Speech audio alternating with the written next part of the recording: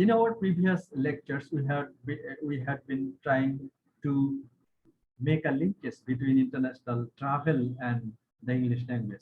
Let's move on to this scenario, that is how English language is related to international safety.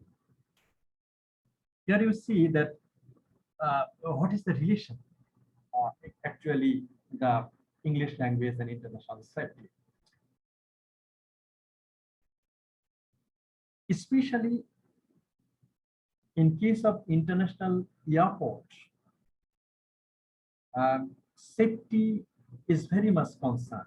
How you can manage or the safety management operations in international airports, that is a question. As world travel has grown, more people and goods are being transported more quickly and simultaneously to more places than ever before. As we have said that now it is a time for globalization, for the regions,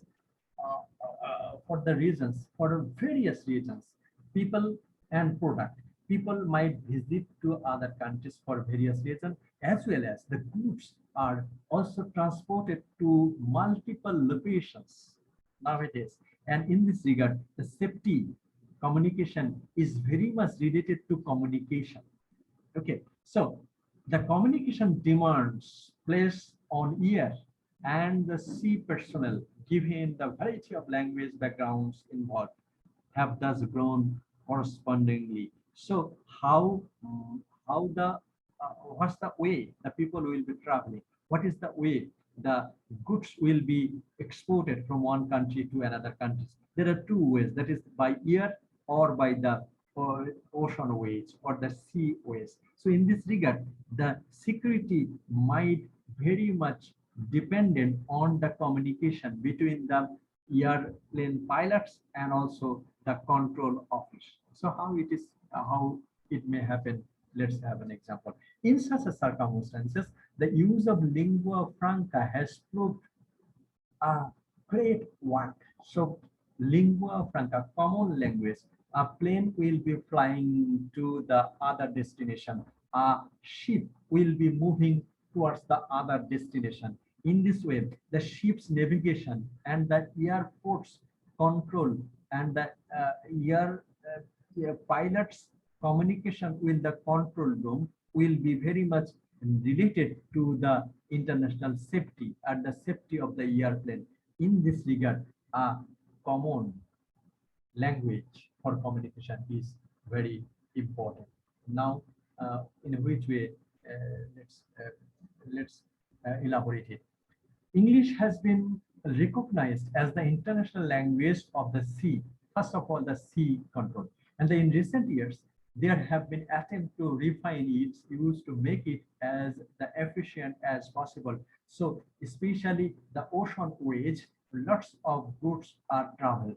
And especially when a ship will be moving towards international destination, some weather focused, some maritime and some maritime location, some maritime routes will be understood, or should be understood by the captains of the ship. And in this regard, shipping routes continually altered and present fresh problems of the traffic flow. The shipping routes will not always be same. It might alter. And also, when a ship will move from one country to another country, weather hazard and some other hazard might come in front of them. In this regard, radio and satellite systems have greatly extended to ships' communicative range. So the ship captain will be communicating to have a knowledge of weather forecast, and their routes in the ocean can be conducted by radio signals and radio and satellite system. In this regard, in such a communication, mariners and the controllers should have a communication that should be done very unambiguously. And if the communication becomes ambiguous, then the possibility of safety might be hampered. There may be a reason that it will create damage to the mariner and also the products that they are traveling from one place to another place. So the mariner and the control room, there should have a there should have an unambiguous communication. And if it is so, the International Safety Organization especially initiated a language that is called Sea Speak, and that is used in 1980. And what does it is? It is recommended that related mainly to communication by radio and high frequency network, included procedure for initiating and maintaining and terminating conversation, as well as recommended grammar and vocabulary and structure for message as a wide range of maritime subjects. Actually, in such a case, the point is that the communicator, that means the mariners or the captains of the ship, should have a communication with the control room, and that communication should be unambiguous. In this way, there is a system that was initiated in 1980, and that is called that sea speak.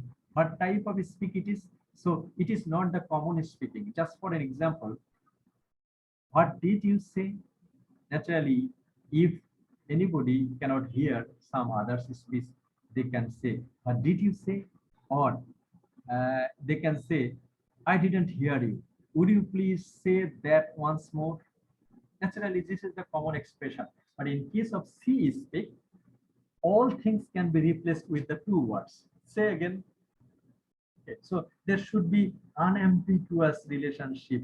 And in that regard, this speech, would you please say that once more? So you have used 1, 2, 3, 4, 5, 6, 7 words in that cases. But that 7 words will be replaced with these 2 words. Say again. And this is for what? This is for the safety communication between the mariner and the control room. Again, they will be using in such a way that is not 9 degrees. They will say 009 degrees. That is temperature. Dates are signaled using prefix day 13, month 05, year 91996. Naturally, what do we say? We say 13/05/1996. But this is not the way you will be speaking in English language in international shipping communication. So there you have to say day 13, month 05, year 1996. This is the way for making communication, and this can be termed in another way, that this is the pidgin language for communications. Another perhaps progress has also been made in recent years in devising systems of unambiguous communication between organizations which are involved in handling emergencies on the ground, notably the fire services, the ambulance services, and the police. Naturally, in case of fire service and the ambulance service, if the voice and if the dictation become ambiguous, suppose one building has got fire, but if you speak in such a way, command that is very much ambiguous, then the result will be that the building will be destroyed by the fire. Okay, so there should be a clear direction in case of the fire service, the ambulance service, and the police. Okay, so in this regard, English language can English language organization, they have used some languages which are very short, and there is no scope of getting ambiguity in such a communication, especially in fire service, ambulance, and police. When the tunnel between Britain and the France came into operation for the first time in 1994, it presented new possibilities for international confusions. And research has therefore been ongoing onto a way standard standard standardizing communication between the UK and the continent of the Europe. It is called Polish speak, and for this reason, naturally, uh, uh, one system they developed that is called also Polish speak. What type of speaking they will be using in this scenario? That is a great deal of motivation of this restricted languages. A major influence on the physiology has come from the language of air traffic control, which presents international safety with its greatest challenges. Far more nations are forced to make routine daily communication and each other relation of transport over the occurs of the sea. Only a handful of nations are uh, truly seafaring, but all nations are nowadays airborne. So in case of airborne, as we have discussed about the safety in the shipping communication, but the number of seafaring countries are less. In that regard, the plane communication towards the country, the number of the country through which the plane communication nowadays are conducted, they are many. So in this regard, what will be the scenario? The scenario is that the people will be speaking and communication in English, in English language. Let's have an example. That is, in 1940, the US air carriers were handling around 2 million passengers a year in about 350 planes. And in 1950, the total had grown to some 17 million to over 1,000 planes. So look the scenario. Actually, the US air company, they maintain so many routes all over the world. So the English language is used in US plane. In 2000, the number of the passenger worldwide exceeded 1,650 million. So the scenario, gradually the people, even if you consider that the Bangladesh is maintaining international routes to several countries through the airplane, but day by day the USA is increasing their plane network towards many speaking countries. So when in this plane, naturally English language will be used. So the official use of English as a language of international aircraft control didn't emerge until the Second World War. Allied leaders organized a conference in Chicago in 1944, at which they laid the foundation of the post-war global civil aviation system, creating the International Civil Aviation Organization. Again, in one lecture, we have understood that the international organization, they are very much prone to use a common language. In that way, the Civil Aviation Organization that was established in Chicago, and that Chicago organization, they also, this organization is very much prone to use a common language. And this organization uh, started its journey from Chicago, a country of USA, an English-speaking country. So in case of international civil aviation, one language will be used. That is, the English should be the international language of aviation.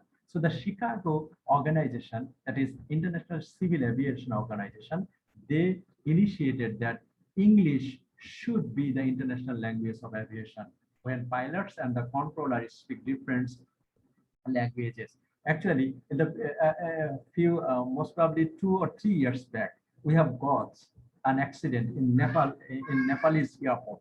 And the Nepalese airport, what happened that the US Bangla pilots didn't got the message, right message from the control room.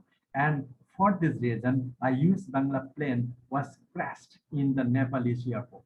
Okay, so the airplane might got accident for the cause of miscommunication between pilots and the control room of the airport. So in this regard, the Chicago institution, that International Civil Aviation Organization, they have initiated that English should be the language of civil organization. So the pilots and the control room might have an unambiguous communication. So such kind of unambiguous communication can save the life of many international travelers. The arguments in favor of the single language of air traffic control are obvious. Why? Why the International Civil Aviation Authority initiated one language, that is the English language for international travel? Naturally the reasons are many, because that we have understood that 3/4 of the world population, they have the minimum knowledge of having communication in English language, and for this reason English language has become an auxiliary language in case of airport pilots, airport control room, and the pilots. So it is safer if all pilots understand all conversation. Pilots who have a two-way radio are required to keep a listening which at all times on the appropriate frequency. So they listen not only to the message addressed to themselves, but also themselves being sent to and from the other pilots in their near neighborhood. Naturally, when a pilot will be sitting on the cockpit, he or she will be hearing so many languages, so many, and also there are some problems, that is he will have sounds from the cockpits, the machine, that means airplane machines. So in this scenario he has to understand the clear message without having to keep referring to the air traffic control. Furthermore, if they hear an error in someone else's conversation, they can draw attention to it. So if if more than one language is being used, the risk of a breakdown in the communication inevitably increases. So why single language is used? So single language is used in air traffic control in order to remove the ambiguity in the communication. And so much ambiguity in the communication, the possibility of breakdown, the possibility of crash down of the plane might occur and might increase. So in this regard, a single language will be used in International Civil Aviation Authority, and that is English. And that is another point. Why single language? Because if there is two languages used in international air aviation, air civil aviation, then there create a ambiguity, and for this reason one language is used in international civil aviation, and that is English. By pilots and the air traffic controller over $1 billion policy in Quebec, Canada in 1946. Supporters of the bilingual air traffic control stress the fact that not all pilots have good command of English. They may have a poor communication, which is made even more difficult for the controller to understand by the presence of the background aircraft noise and the effect of the stress on voice, and the pilots also have the difficulty understanding the controller. So actually when a pilot will be sitting on the cockpit, he will be hearing the message, and at the same time he will be hearing the noise of the cockpit, that means the engine of the airplane. So through such kind of a situation, he has to understand the clear message, and for this reason one language is very much important for making communication in air traffic control, and that should be English language. So in this way, English language is related to international safety. Even within a single language, terminology, phrasing need to be standardized to avoid ambiguity, and great efforts have been made to develop such a system of English widely called airspeak. So in this way, they have initiated another safety language that is called airspeak. In case of shipping control and the safety, we have heard the word sea-speak. In the same way, in case of the safety in international airport and the international civil aviation operations, another term has been initiated, that is airspeak. That is, everyone knows, if only from the movies, that pilots do not talk in a normal way in air traffic control. Naturally, English is the English in which we speak. Naturally, pilots speaking is different. So they will be speaking some code language for having communication towards the control room of the airport. That is Roger, Wilco, Mayday, phrases such as maintaining 2050 feet.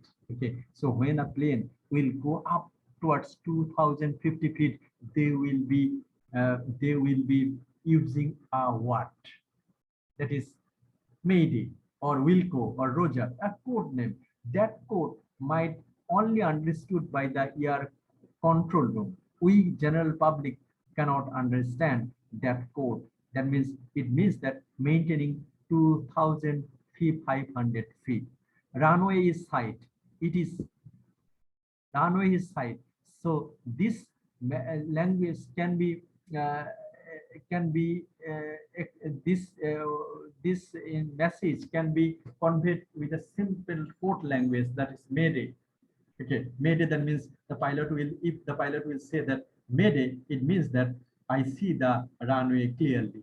Okay, so if he or she cannot see the runway clearly, they can put they can uh, take off or take in the plane very properly. So they will be using such kind of code language to have security in the plane. And they will also be using the code names Alpha for A, B for Bravo, C for Charlie, D for Delta. So they will also be using, and these English words are necessary for maintaining international safety in civil aviation authority.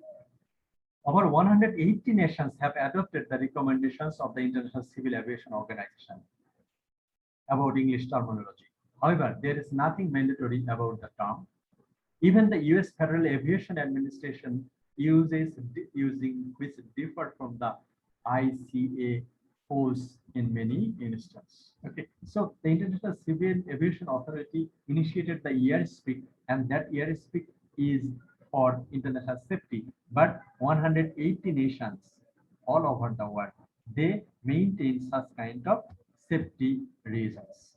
So under these circumstances, rather they try to impose a single airspeak to everyone, some authorities think that it may be more satisfactory in the long term to work towards improving the quality of English used by the air personnel.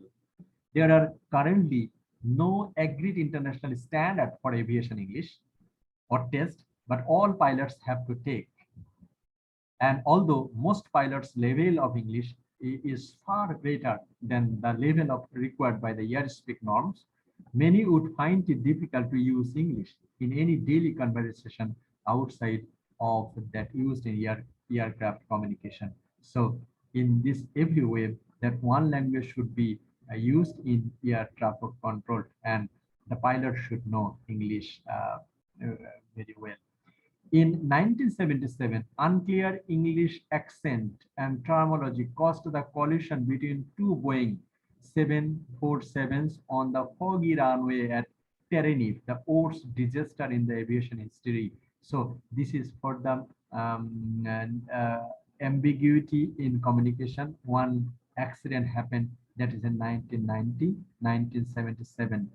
A captain thought the Spanish controller had cleared him for the takeoff, whereas the controller had intended only to give departure instruction.